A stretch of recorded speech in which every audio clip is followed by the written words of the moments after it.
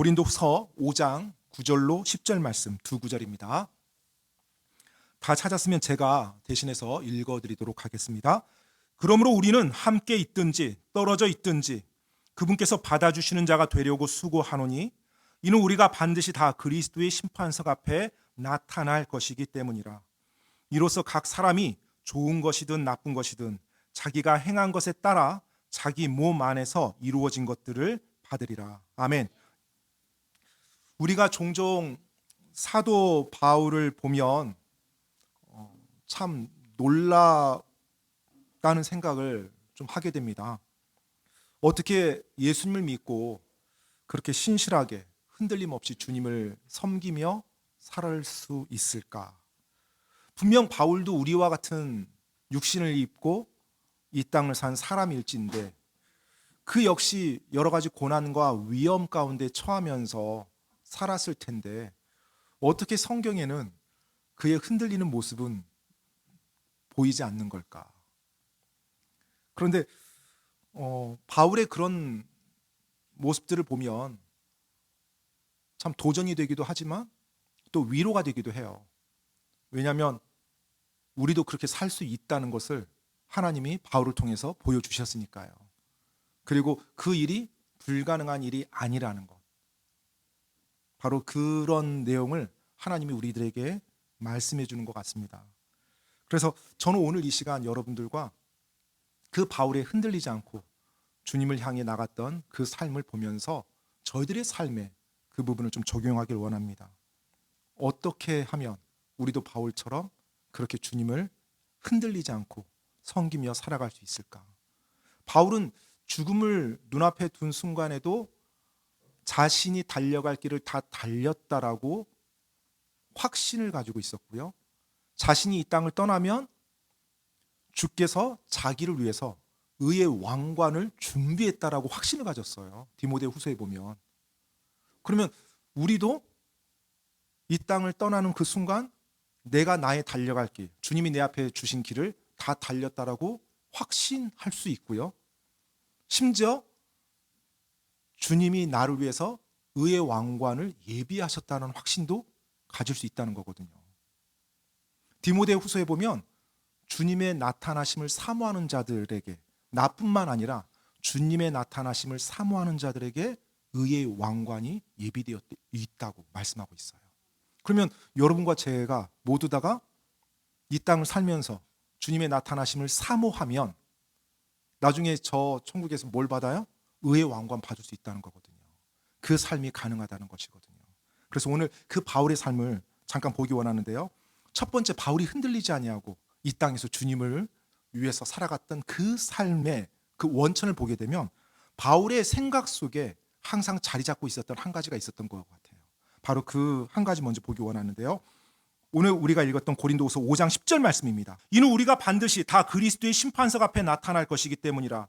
이로써 각 사람이 좋은 것이든 나쁜 것이든 자기가 행한 것에 따라 자기 몸 안에서 이루어진 것들을 받으리라. 바울은 구원받은 그리스도인으로서 자신이 반드시 그리스도의 심판석 앞에 설 거라는 것을 확실하게 믿었고 알고 있었습니다. 성경에서는 세상 사람들이 두 가지 중에 한 가지 심판을 받는다고 말씀해 주고 있어요. 예수님을 믿지 않고 이 땅을 떠난 사람들은 크고 흰 왕좌 심판을 받을 것이고요. 예수님을 믿고 이 땅을 떠나는 사람들은 장차 그리스도의 심판석이라는 심판을 받게 되어 있습니다. 제가 요한계시록 20장 11절로 14절 말씀 한번 읽어드리겠습니다. 첫 번째 심판, 크고 흰 왕좌 심판에 대해서 우리들에게 말씀해주는 구절인데요. 요한계시록 20장 11절로 14절 말씀. 또 내가 크고 흰 왕좌와, 바로 이 여기서 나온 용어입니다. 크고 흰 왕좌와 그 위에 앉으신 분을 보았는데 땅과 하늘이 그분의 얼굴을 피해 물러가서 그것들의 자리가 보이지 아니하더라. 또 내가 보니 죽은 자들이 작은 자나 큰 자나 하나님 앞에 서 있는데 책들이 펼쳐져 있고 또 다른 책, 즉 생명책이 펼쳐져 있더라. 죽은 자들이 자기 행위들에 따라 그 책에 기록된 그것들에 근거하여 심판을 받았더라. 바다가 자기 안에 있는 죽은 자들을 내주었고 사망과 지옥이 자기 안에 있는 죽은 자들을 넘겨주매 그들이 각각 자기 행위들에 따라 심판을 받았으며 사망과 지옥이 불호수에 던져졌더라. 이것이 둘째 사망이니라. 성경에서는 둘째 사망에 대해서 말씀해주고 있고요. 바로 크고 흰 왕좌 심판에 간 자들은 이 둘째 사망에 이른다고 말씀하고 있습니다. 사실 이 크고 흰 왕좌 심판은 천국에 가냐 지옥에 가냐를 결정하는 심판이 아닙니다. 이미 지옥에 가기로 죄값을 받아야 되는 사람들이 가는 심판이에요. 그래서 그 심판 앞에 서면 최종적인 선고를 받는 거지 거기에서 판가름이 되는 거 아닙니다. 선고를 받기 위해서 그 앞에 서는 거예요. 즉 자신의 죄를 해결하지 못한 사람들이 그 죄값을 지불하기 위해서 죄의 형벌을 받기 위해서 앞에 서게 되는 심판이 크고 흰 왕좌 심판입니다. 여러분, 오늘 이 자리에 또 이 말씀을 듣는 분 가운데 어떤 분도 이 심판 앞에 서는 분이 없기를 간절히 바랍니다. 그런데 여러분이 이 땅에 사는 동안에 죄의 문제를 해결하지 못한다라면 반드시 그 심판 앞에 설 수밖에 없습니다. 혹시 내가 어떤 심판 앞에 설까? 크고 흰 왕좌 심판에 설 수 있을까? 이런 두려움이 있다라면 꼭 저에게 말씀해 주시기 바랍니다. 제가 성경 말씀으로 도와드리겠습니다. 그래서 죄 문제를 해결하시길 바랍니다. 그리고 성경에 나온 또 다른 심판은 바로 그리스도의 심판석 심판입니다. 오늘 사도 바울이 말했던 심판이 그리스도의 심판석 심판이에요. 이 그리스도의 심판석 심판은 천국에 가냐 지옥에 가냐를 결정하는 심판이 아니라 바로 그리스도인이 이 땅을 살면서 자신이 행했던 행위로 말미암아서 상급을 주기 위한 심판이에요. 그리고 그 그리스도인의 죄에 대한 심판은 그가 예수님을 믿는 순간 갈보리 십자가에서 이미 그 죄값이 지불되어졌어요. 그래서 그 사람은 크고 흰 왕좌 심판에 갈 필요가 없는 거예요. 자신의 이 땅에서의 삶을 하나님 앞에 심판받아서 상급받기 위한 심판이 바로 그리스도의 심판석입니다. 그런데 그리스도의 심판석 역시 우리의 모든 행위에 따라서 하나님이 주신다고 하셨습니다. 그래서 우리가 구원받고 그리스도인으로 살아갈 때 과연 우리 안에는 내가 주님 앞에 서서 그 심판을 받을 그날이 반드시 이 말이라는 생각을 하고 살아가는지 돌아볼 필요가 있습니다. 바울은 그 그리스도의 심판석 앞에 설 그 날을 고대하면서 그 날을 생각하면서 이 땅을 살았던 거예요. 그래서 그의 삶의 목표는 이 땅을 살면서 뭐 쉽고 편안하고 뭐 삶을 즐기는 인조해하는 그게 목적이 아니었어요. 바로 주님 앞에서 자신이 그리스도 심판석 앞에 설 그 날을 고대하며 그곳에서 감격하고 감동하며 놀라운 상급을 받는 그 날을 고대하면서 이 땅을 살았던 것입니다. 그래서 바울이 그런 고백을 하는 거예요. 자신이 이 땅을 살아갈 때 주님께서 받아주시는 자가 되려고 수고한다고요. 바울이 수고했던 이유는 한 가지였어요. 주님께서 자신을 받아주는 자가 되는 것이었습니다. 바로 9절 말씀이 나오죠. 고린도서 5장 9절. 그러므로 우리는 함께 있든지 떨어져 있든지 그분께서 받아주시는 자가 되려고 수고하노니. 주님이 받아주는 자가 되려고 수고하는 것, 이것이 바울이 이 땅을 살면서 그토록 애썼던 것입니다. 바울의 이 땅의 삶의 성공 여부는 주님이 자기를 받아주는 자가 되느냐 안 되느냐 이것이었어요. 그럼 주님이 받아주는 자, 이게 무슨 말이에요? 뭐 구원받는다 이 말입니까? 그 말이 아니에요. 주님이 자신의 삶을 인정하고 기뻐하시는 것, 이걸 말하는 겁니다. 나의 삶의 성공 기준은 무엇입니까? 주님이 받아주는 자의 삶을 사는 건가요? 아니면 세상이 받아주는 자의 삶을 사는 건가요? 주님의 칭찬이 나의 성공의 기준입니까? 아니면 세상의 칭찬이 나의 성공의 기준입니까? 바울은 주님께서 자신을 받아주는 자가 되는 것, 바로 그것이 자신의 삶의 가장 중요한 목적이었어요. 그러다 보니 세상의 눈에는 때때로 바울의 모습이 미친 것처럼 보이기도 했죠. 왜냐하면 세상의 기준으로 볼 때는 바울의 그 가는 길이 이해가 되지 않는 거거든요. 제정신인 사람이라면 저렇게 가면 안 되는 거거든요. 그런데 바울은 그 길로 갔던 것입니다. 사실 바울의 삶을 보면, 바울의 구원받기 전에 그 경력을 보게 되면 대단했죠. 세상에서 뛰어난 학벌을 가지고 있었고요. 유대인이지만 태어나면서부터 로마 시민권을 가지고 태어난 그런 집안 출신이었어요. 분명히 굉장한 부를 가지고 있거나 권세 있는 집안이었다는 거죠. 그리고 젊은 나이에 승승장구하면서 소위 말해서 유대 사회에서 뛰어난 랍비의 길을 걸어가고 있었던 사람이 바울이었습니다. 그런데 그가 예수님을 만난 이후에 전혀 다른 길을 걷는 거예요. 세상의 기준으로 보면 성공하고 돈 많이 벌고 유명해지고 잘 먹고 잘 살 수 있는데 전혀 다른 길을 가서 그가 여러 가지 어려움과 고난을 겪는 거예요. 그러니까 그 바울의 모습을 봤을 때 세상은 이해가 되지 않았던 거고, 그를 보았던 사람들이 그가 미쳤다라는 말을 하는 거예요. 그 미쳤다고 말한 사람들 중에 누가 있었냐면 바로 베스도 총독과 아그리빠 왕이라는 세상의 통치자가 있었습니다. 그들이 바울을 보았을 때 바울의 모습이 미친 것처럼 보였어요. 사도행전 26장 24절 25절 말씀 잠깐 보여드리겠습니다. 그가 이같이 자기를 위해 말하매 베스도가 큰 소리로 이르되 바울아 내가 제정신이 아니니라 많은 학식이 너를 미치게 하는도다 하였으나 바울이 이르되 베스도 카카 나는 미치지 아니하였으며 참된 말과 맑은 정신의 말을 하나이다.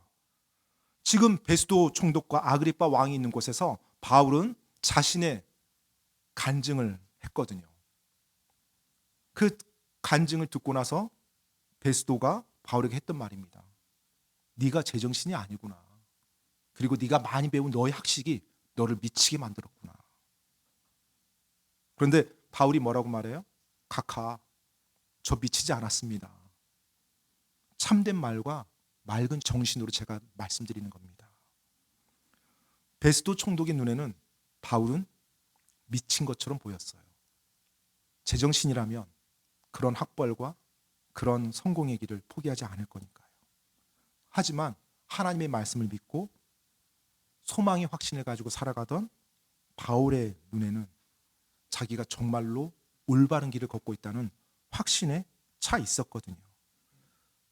여러분 혹시 주님을 믿으면서 미친 것 아니냐는 소리를 들어보신 적이 있습니까?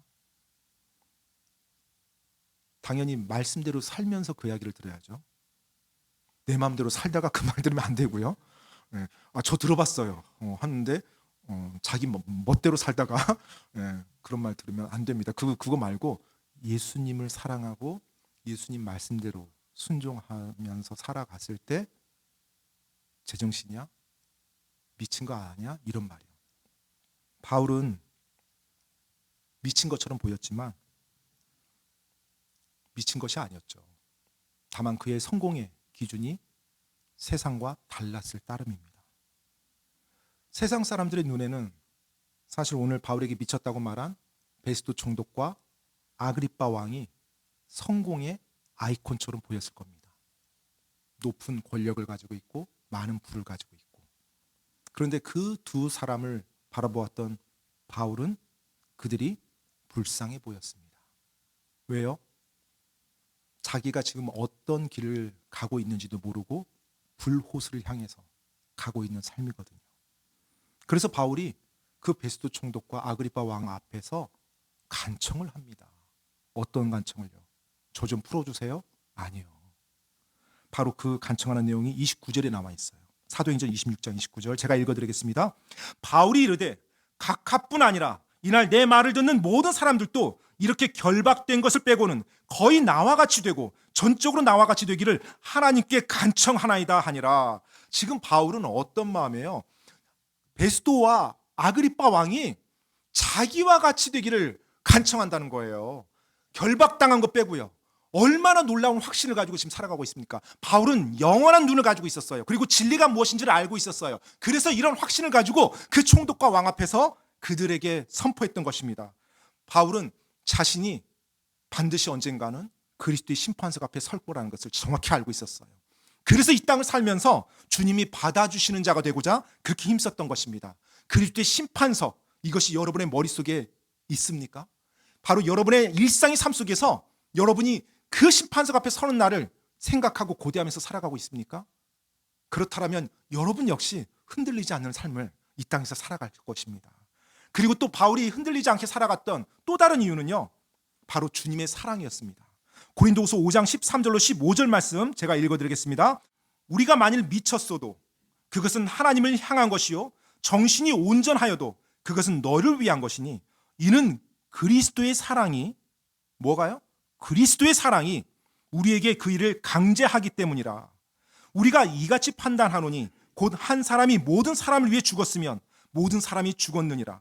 그분께서 모든 사람을 대신하여 죽으신 것은 살아있는 자들이 이제부터는 자기 자신을 위해 살지 아니하고 자신들을 대신하여 죽었다가 다시 일어나신 분을 위해 살게 하려 하심이니라.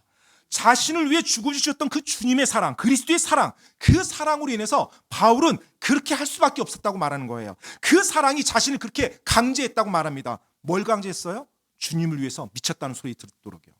주님을 위해서 온 맘 다해 헌신하며 사랑하는 그 삶이요. 주님의 말씀에 순종하는 그 삶이요. 요한일서 4장 19절 펴실 필요 없고요. 요한일서 4장 19절에 보면 우리가 그분을 사랑하면 그분께서 우리를 먼저 사랑하셨다고 말하고 있습니다. 그리고 로마서 5장 8절에 보면 우리가 아직 죄인이었을 때 그리스도께서 우리를 사랑하심으로 우리를 위해 죽으심으로 하나님께서 우리를 향한 자신의 사랑을 당당히 제시하셨다고 하고 있습니다. 여러분, 그 주님의 사랑 안에 거하고 계십니까? 그 주님의 사랑을 묵상하며 살고 계십니까? 주님의 사랑을 묵상하는 시간이 있어야 됩니다. 안 그러면 정신없이 살아요. 내가 어떤 존재인지, 내가 얼마나 큰 은혜를 받고 내가 얼마나 큰 사랑 안에 있는지를 잊어버리면서 정신없이 살아갑니다. 마치 중독된 자녀가 부모의 사랑 전혀 모르고 이기적으로 사는 것처럼요. 주님께서 먼저 우리를 사랑하셨습니다. 언제 사랑하셨어요? 내가 아직 죄인이었을 때, 내가 전혀 사랑스럽지 않을 때, 심지어 그분의 원수로 그분을 멸시할 때 그분이 나를 먼저 사랑해 주셨어요. 그리고 나를 위해 십자가에 달려주심으로 그 사랑을 입증해 주셨습니다. 내가 속에서부터 거짓과 탐욕과 이기적인 욕망으로 똘똘 뭉쳐진 존재일 때 정말로 사랑스러운 게 아니라 저주하고 싶고 심판하고 싶을 때 주님께서 나를 사랑으로 품어주셨어요. 죄의 악취가 풍겨나며 근처에 가기도 싫어하는 그런 더러운 모습을 주님께서 다가와서 품어주셨어요. 결코 깨끗한 하나님 앞에 설 수 없는 나를, 더러워서 안아주기 힘든 나를 하나님께서 기꺼이 다가와서 안아주셨습니다.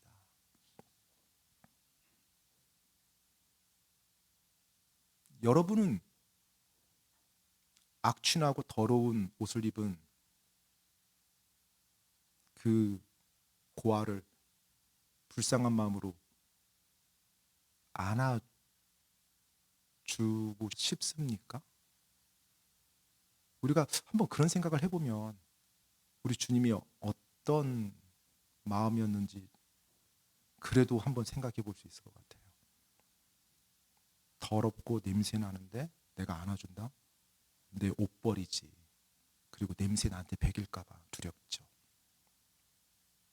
그런데 우리 모습은 그것과 비교가 안 될 정도로 더 고약한 악취가 나고 죄투성이고 검댕이로 다 뒤집어 씌운 사람이라는 거예요.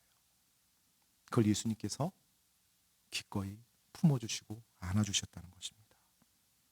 그래서 내가 그 예수님을 믿을 때 나에게 깨끗한 예수님의 의를 옮겨주신 거예요. 내가 예수님을 믿을 때 어떤 일이 일어나냐면요, 나의 더러운 죄가 다 예수님께로 옮겨집니다.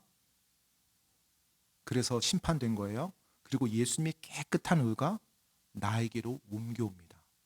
그래서 하늘 아버지께서 나를 볼 때 예전에 더럽고 추했던 그 죄로 범벅됐던 나를 보는 것이 아니라 예수님의 깨끗한 의를 내 안에서 보고 나를 의롭다고 칭해 주시는 겁니다. 바로 그것이 우리가 성경 용어로, 신학 용어로 예수 그리스도의 의가 나에게 전가되었다라고 그렇게 표현하고 있어요. 여러분,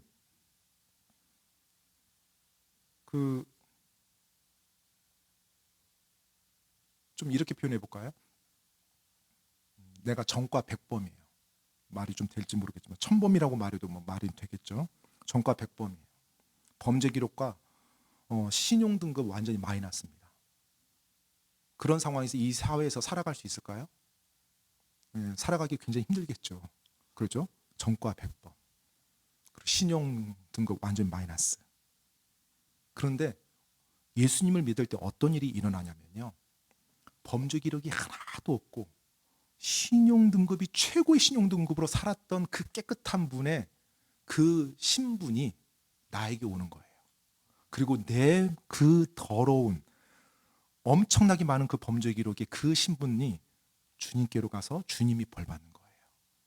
그래서 판사들이 나를 볼 때, 경찰들이 나를 볼 때 죄가 하나도 없고 엄청나게 좋은 훌륭한 신용 등급을 가지고 살아가는 선량한 한 시민으로 나를 봐주는 거예요. 바로 신분증이 바뀌는 겁니다. 그것이 우리가 예수님을 믿을 때 우리 안에 일어나는 일이에요. 물론 우리가 동일한 육체를 가지고 살아가다 보니까 그런 느낌이 안 드는데요, 이렇게 말할 수는 있어요. 당연히 느낌은 안 들어요. 그런데 하나님의 말씀에 정확하게 그런 일이 일어난다는 거, 그런 트랜잭션, 거래가 일어난다는 걸 우리들에게 말씀해 주고 있어요. 그래서 우리가 깨끗한 사람이 되는 거예요.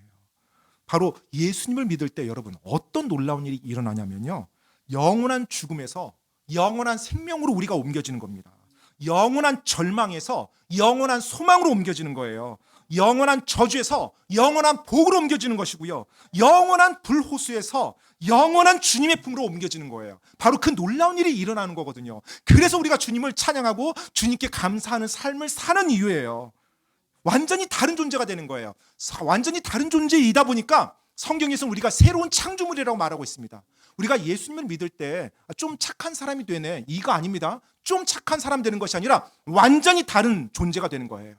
하나님이 보실 때 희망이 없는 죄인에서 완전한 하나님의 아들의 의를 가진 의로운 자로 봐주는 겁니다. 그래서 성경에서 예수님을 믿을 때 그 사람을 뭐라고 말해요? 거듭난 사람이라고 말하잖아요. 왜 거듭나요? 완전한 창조물로, 새로운 창조물로 변하기 때문에 그렇습니다. 그래서 여러분 정말로 이 새로운 창조물로 변화된 것은 우리들 안에서 일어나는 거예요. 로마서 12장이 보면 그러하기 때문에 우리가 이 땅을 살아갈 때 우리 주님을 어떻게 섬겨야 되는지에 대해서 말해주고 있어요. 합당한 섬김이 무엇인지에 대해서 우리들에게 말해주고 있습니다. 로마서 12장 1절로 2절 말씀 제가 한번 읽어드리겠습니다. 로마서 12장 1절로 2절 말씀. 그러므로 형제들아, 내가 하나님의 긍휼에 힘입어 너에게 간청하노니 너희는 너희 몸을 거룩하고 하나님께서 받으실 만한 살아있는 희생물로 드리라. 그것이 너희의 합당한 섬김이니라. 너희는 이 세상에 동화되지 말고 오직 너희 생각을 새롭게 함으로 변화를 받아 하나님의 그 선하시고 받으실 만하며 완전하신 뜻이 무엇인지 검증하도록 하라. 예수님을 믿고 구원받은 그리스도의 삶이 어떠해야 되나요? 바로 거룩한 삶을 사는 겁니다. 왜요? 율법 지켜야 되니까요? 아니요, 율법하고 상관없어요. 왜 거룩한 삶을 살아야 돼요? 바로 내가 하나님의 자녀가 됐거든요. 그리고 내가 하나님께로 이제 구별되어진 사람이거든요. 그래서 그 신분에 걸맞는 삶이 거룩한 삶인 거예요. 거룩하다라는 의미는 여러분 구별되어졌다라고 이해하시면 돼요. 복잡하고 너무 난해하게 생각하지 마세요. 구별되어졌다. 그런데 하나님께로 구별되어진 것이 거룩한 거예요. 예전에는 어땠어요? 하나님께로 구별되어지지 않았죠. 그래서 이 세상에 속해서 이 세상이 사는 대로 살아갔던 삶이에요. 그런데 구원받고 나서 어떻게 돼요? 이제 내가 주님의 소유가 됐고 하나님께로 구별되어진 거예요. 그러니까 나의 행동이 어떻게 돼야 돼요? 구별되어진 것처럼 보여야 돼요. 세상 사람들도 내 삶을 보았을 때 차이가 보이는 거예요. 왜요? 내가 하나님께로 구별되어졌기 때문에 그렇습니다. 그래서 하나님의 말씀대로 살아갈 때 내가 거룩한 삶을 사는 거고요, 내가 구별된 삶을 사는 것입니다. 내가 그렇게 거룩한 삶을 살아갈 때 하나님께서 그것을 살아있는 희생물이라고 말하고 있고요, 그렇게 사는 것이 합당한 섬김이라고 로마서 12장에서 말해주고 있는 겁니다. 합당하다라는 것은 이치에 맞는다는 뜻이에요.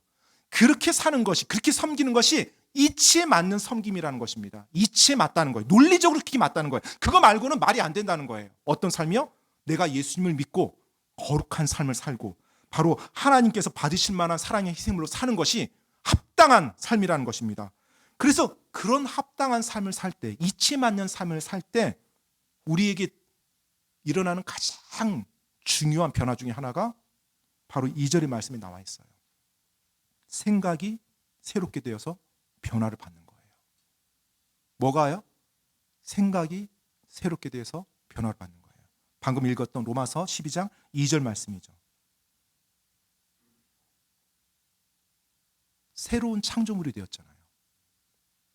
겉모습만 바뀌는 게 아니에요. 물론 겉모습은 오히려 안 바뀌죠. 그런데 뭐가 바뀌어요? 내 안이 다 바뀌는 거예요. 완전히 의로운 존재로. 그리고 생각이 변화되는 것입니다. 내 가치가 변화되는 거예요. 예수님을 믿기 전과 믿고 난 이후에 내 성공의 기준이 변하는 거예요. 예수님을 믿기 전과 믿고 난 이후에 내 기쁨의 이유가 변화되는 거예요. 내 슬픔의 이유가 변화되는 거고요. 내 열심의 대상이 변하는 겁니다. 왜요? 내 생각이 변화됐거든요. 이제 무엇이 참된 길인지를 알았거든요. 그리고 내가 무엇을 위해서 이제 살아가야 되는지를 알았거든요. 주님의 사랑이 그 변화의 동기가 되고요. 주님의 말씀이 그 변화의 기준이 되어서 내가 살아가게 됩니다. 예수님을 믿었을 때 우리는 새로운 창조물로 태어나는 것입니다. 그래서 제가 예전에 학교 다닐 때는 우리 학생들에게 예수님을 믿으면 화학적 변화가 일어난다. 물리적 변화가 아니라 이렇게 표현을 했어요. 물리적 변화는 뭐예요? 내 성질은 그대로 있고 겉모습만 바뀌는 거예요. 체중이 바뀌든지 외모가 바뀌든지 물리적 변화. 화학적 변화는 뭡니까? 성질 자체가 바뀌는 게 화학적 변화예요. 예수님을 믿었을 때는 우리 안에 화학적 변화가 일어나는 거지, 물론 물리적 변화가 일어날 수도 있고 없어요. 근데 물리적 변화는 상관없어요. 화학적 변화가 반드시 일어나야 돼요. 성질이 바뀌는 겁니다. 내가 세상을 바라보는 시각이 바뀌는 거고 나의 가치가 바뀌는 거고. 혹시 여러분의 삶을 한번 돌아보시면서 예수님을 믿기 전과 예수님을 믿고 살아가는 내 삶에서 가치가 어떻게 바뀌었는지 한번 돌아보시기 바랍니다. 그리고 나의 성공의 기준은 어떻게 바뀌었는지 돌아보시기 바랍니다. 만약 이것이 구원받았는데도 별로 안 바뀌었다라면 한 가지 확실한 거, 내가 지금 살아있는 희생물로 올바르게 섬기고 있지 않다는 거예요. 예수님을 믿고 구원은 받았지만 동일한 가치, 동일한 세속적인 성공 기준을 가지고 정신없이 살아간다면 합당한 섬김은 아닙니다. 그리고 그리스도의 심판석에서 좋은 상급을 받을 삶은 못 돼요. 그것은 여러분 자신만이 알 수 있죠. 물론 여러분 가깝게 있는 가족도 볼 수는 있겠지만요. 여러분은 가치가 변화됐습니까? 예수님을 믿고 난 이후에. 그리고 성공의 기준이 변화됐습니까? 바로 그 부분에 대해서 바울은 정확히 말을 하고 있습니다. 그러면서 오늘 우리가 읽었던 고린도서 5장 20절로 21절 말씀에 보면 바울이 한 단어를 가지고 그리스도인의 삶을 설명합니다. 제가 읽어드리겠습니다. 고린도서 5장 20절로 21절 말씀입니다. 그런즉 하나님께서 우리를 통해 너에게 간청하신 것 같이 이제 우리가 그리스도를 위한 대사가 되어, 뭐가 된다고요? 그리스도를 위한 대사가 되어 그리스도를 대신하여 너에게 간구하노니 너희는 하나님과 화해하라. 하나님께서 죄를 알지 못한 그분을 우리를 위해 죄가 되게 하신 것은 우리가 그분 안에서 하나님의 의가 되게 하려 하심이라. 아멘. 자, 이제 사도 바울이 하나님의 의로 옷 입은 우리가 그리스도를 위한 대사가 되어서 살아가야 된다는 것을 말해주고 있습니다. 사실 이 그리스도를 위한 대사, 이것이 또 사도 바울의 머릿속에 계속 있었던 단어였을 거예요. 그래서 우리들에게 그 단어를 말해준 거겠죠. 여러분, 대사는 자기 뜻대로 행하는 사람이 아닙니다. 자기를 보낸 분의 뜻대로 행하는 사람이 대사예요. 그런데 여기서 제가 이제 한 가지 여러분께 말씀드리고 싶은 것은 이 로마 제국 당시의 대사와 오늘날 현대 사회에서의 대사는 약간 좀 개념이 다릅니다. 로마 제국에서는 다른 국가에 오늘날처럼 대사를 보냈을까요? 로마 제국이죠. 로마 제국이에요. 수많은 나라를 다 정복해 버렸습니다. 그래서 대사를 보내는데 자기가 정복한 그 영토의 대사를 보내는 거예요. 그러니까 오늘날 대사 개념하고는 약간 다릅니다. 오늘날 대사 개념은 한 국가에서 자기 국가를 대표하는 한 사람을 다른 독립국가에 보내서 외교적인 업무를 그곳에서 보도록 파견한 사람, 권위를 부여해서 보낸 사람이 대사죠. 로마 제국은 다른 나라로 보낸 게 아니에요. 이 당시는 자기들이 정복한 영토에 보낸 거예요. 그런데 어떤 영토에 보냈냐면 로마 정부에 반역하려고, 그리고 로마 정부를 적대시하는 영토에 보낸 사람이 대사입니다. 그러니까 이 당시에 로마 제국이 국가를 정복하잖아요. 그러면 이제 그 영토를 두 종류로 구분했다고 해요. 그래서 정복한 국가가 로마 정부에 호의적이고 황제 말을 잘 따르고 황제를 이렇게 존중해주면 거기는 원로원 속지라고, 속주 이런 표현, 그러니까 여러 가지 표현이 있는데 원로원 속주라는 그런 타이틀로 영토를 구별했고요. 근데 이 땅을 이제 정복했는데 여기에 있는 사람들은 황제에 대해서 적대심을 가지고 있어요. 그리고 기회만 되면 반란을 일으키려고 해요. 그러면 이제 그 영토는 뭐라고 말했냐면 황제 직할 속주로 구별한 거예요. 그러니까 로마가 이제 나라들을 다 정복했습니다. 거대한 로마 제국에서 땅은 두 종류로 구별이 되는 거예요. 원로원 속주와 황제 직할 속주인 거예요. 원로원 속주는 항상 왕의 말을 따르려고 했기 때문에 잘 돌아가요. 그냥 그 안에서 움직이게 해요. 그런데 황제 직할 속주는 항상 위험과 반란의 요소가 도사리고 있는 거예요. 그래서 그곳에 대사를 보낸 겁니다. 그러니까 대사를 원로원 속주에 보낸 게 아니라 황제 직할 속주에 대사를 보내요. 그러면 그 대사가 뭔 일을 해요? 그곳을 관리하면서 그곳에 있는 사람들을 황제를 따르도록 그렇게 만드는 일을 하는 거예요. 황제에 대해서 올바른 존경심을 가지도록, 황제 말을 따르도록, 로마 정부의, 로마 제국의 우호적인 마음을 가지도록 그 일을 대사가 가서 하는 겁니다.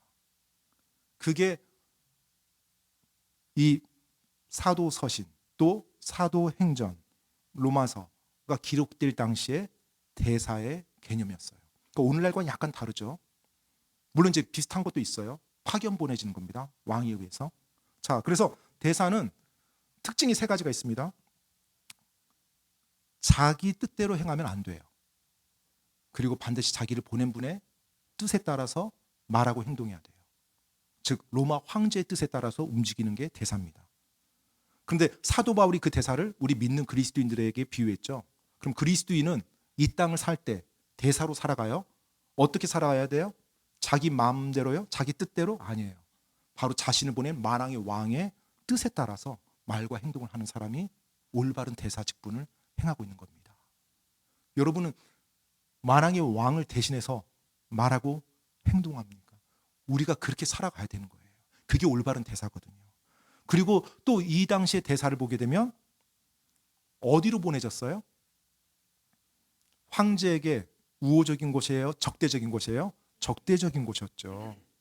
참 이것도 맞죠. 예수님을 믿은 우리는 이 세상이 하나님께 우호적입니까? 적대적입니까? 적대적인 곳이에요. 그곳에 우리가 예수님을 믿었을 때 하나님이 우리를 그리스도를 위한 대사로 보내는 겁니다. 그리고 세 번째, 대사가 그곳에 가서 하는 일이 뭐였어요? 그 적대적인 사람들을 황제께로 올바르게 돌려놓는 거예요.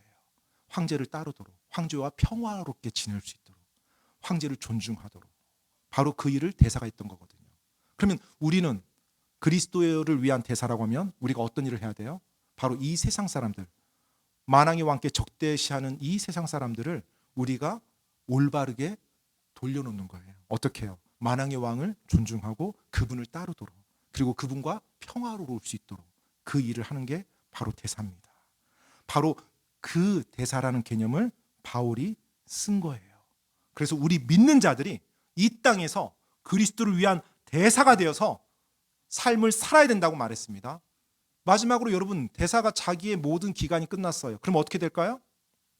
어떻게 돼요? 자기 마음대로 살고 싶은 데 가서 막 살아요? 아니죠. 일단 반드시 해야 되는 게 있어요. 황제 앞으로 다시 와야 돼요. 그리고 자기가 했던 일을 보고하고 자기의 임무를 끝냅니다. 우리가 이 땅에서 그리스도를 위한 대사로 살아간다면 반드시 어떤 시간이 있다는 거예요? 만왕의 왕 앞에 설 날이 반드시 있다는 거예요. 왜요? 대사니까. 그리고 대사로서 이 땅에서 내가 어떻게 삶을 살았는지, 그리고 만왕의 왕을 대신해서 내가 올바르게 대사 역할을 했는지, 그리고 만왕의 왕을 위해서 사람들을 만왕의 왕께로 인도했는지, 이것에 대한 보고가 이루어진다는 겁니다. 그리고 그 보고를 통해서 나에게 거의 합당한 상이 또 주어지겠죠. 바울은 그 개념을 정확하게 그리스도인들에게 말해주고 있는 거예요. 우리는 이 땅에서 지금 하나님을 적대시하는 세상에서 예수님을 믿은 구원받은 그리스도인으로서 하나님의 대사로 살아가는 것입니다. 그리고 왕 앞에 선 날이 반드시 있다는 거예요. 여러분은 지금 어떻게 이 땅을 살아가고 있습니까? 그리스도의 대사로서 살아가고 있는지요? 대사의 임무가 주어진 시간이 길지는 않습니다. 생각보다 빨리 지나갈 거예요. 성경 표현 빌리자면 수증기 같이 잠깐 있다가 사라진다고 말했습니다. 그 기간 동안에 내가 대사의 임무를 하는 거예요. 그리고 그 기간이 끝나면 왕의 왕 앞에 서서 심판을 내가 받게 될 겁니다. 바울은 정확히 그 사실을, 그 진리를 믿었고요.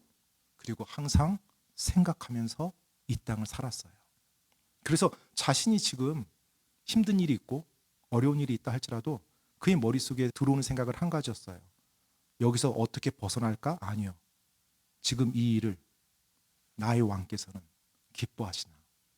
그리고 지금 이 일이 내가 대사로서 올바르게 하고 있는가?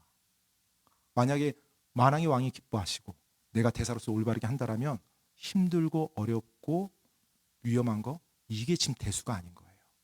나는 왕 앞에 설 거기 때문에 그 일을 밀고 나가는 겁니다. 바로 대사가 그 일을 한 겁니다. 바울은 자신을 죽기까지 사랑한 만왕의 왕이 계시다는 걸 알았어요. 그리고 언젠가 그 만왕의 왕 앞에 설게 될 것을 알았어요. 그래서 흔들림 없이 자기를 사랑했던 그 왕을 끝까지 붙잡고 섬기며 이 땅을 살았던 것입니다. 마찬가지입니다, 여러분. 여러분과 저에게도 여러분과 저를 위해서 죽기까지 사랑한 만왕의 왕이 계시죠. 그리고 여러분과 저도 반드시 예수님을 믿고 구원받았다면 반드시 그 만왕의 왕 앞에 설 날이 있을 것입니다. 바로 그 왕 앞에 내가 대사로 살았던 삶에 대해서 회개보고를 할 겁니다. 그때 저는 지금 오늘 이 말씀 듣는 모든 분들이 저를 포함해서요, 민망하고 창피한 것이 아니라 감사하고 가슴 벅찬 그 순간을 맞이하기를 바랍니다. 왜요? 나를 사랑하는 그분 앞에 내가 섰거든요. 그리고 나와 영원히 함께 할 그 왕 앞에 섰잖아요. 그런 삶이 되길 바랍니다. 그래서 우리 역시 바울처럼 이 땅을 살아갈 때 많은 일을 겪을 거예요, 여러분. 그렇죠? 저도 많은 일을 겪습니다. 그런데 그게 중요한 것은 아니에요. 내가 지금 나의 주께서 받아주시는 자가 되고 있는지, 그리스도를 위한 대사로서 내가 올바르게 살고 있는지, 그렇다면 신경 안 써도 돼요. 그 주님, 만왕의 왕, 그분 바라보면서 가면 돼요. 뭐가 어때요? 주님 앞에 곧 설 텐데요. 그래서 우리 안에 감사와 기쁨이 자리하고 있는 거예요. 그런 삶이 여러분과 저의 삶이 되기를 간절히 기도합니다. 시간 기도하고 마치겠습니다.